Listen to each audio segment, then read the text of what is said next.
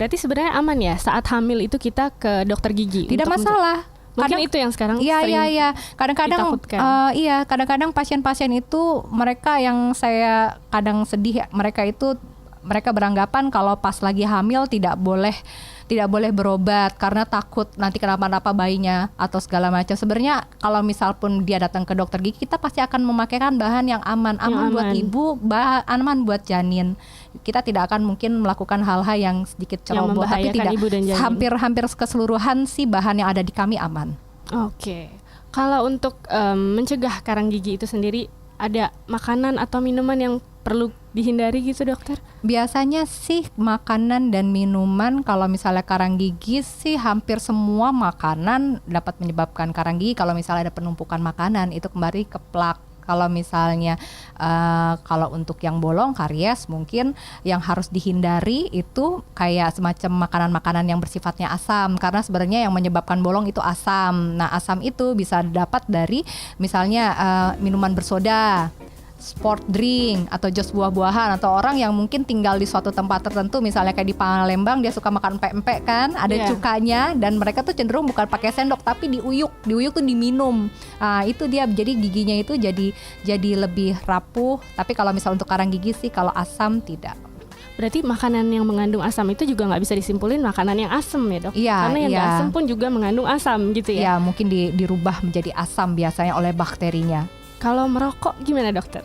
Kalau merokok itu lebih ke arah salivanya jadi berkurang. Jadi itu dapat menyebabkan retensi dari si makanannya lebih menempel pada permukaan giginya. Jadi sehingga si pasien dengan habit merokok, karang giginya misalnya orang lain bisa 1 tahun, dia 6 bulan ataupun 3 bulan sudah banyak lagi.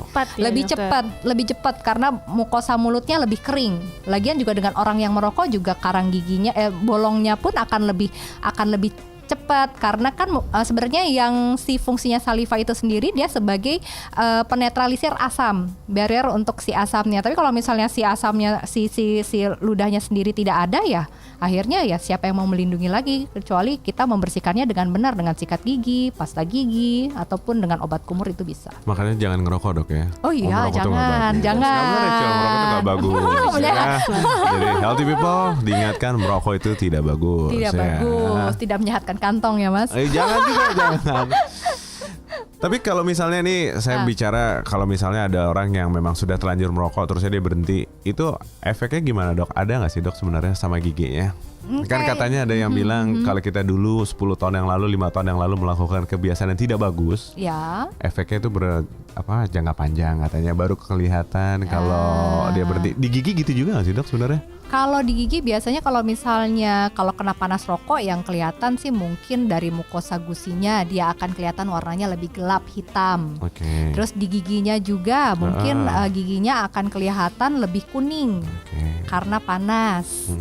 Di rongga mulutnya ya mungkin perlekatan dari si touch gingivanya juga jadi kurang baik.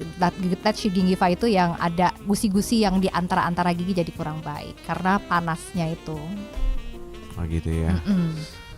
Aduh, kasihan yang ngerokok ya. Nggak boleh ngerokok. Oke, Rachel gimana? Tangkap. Wah,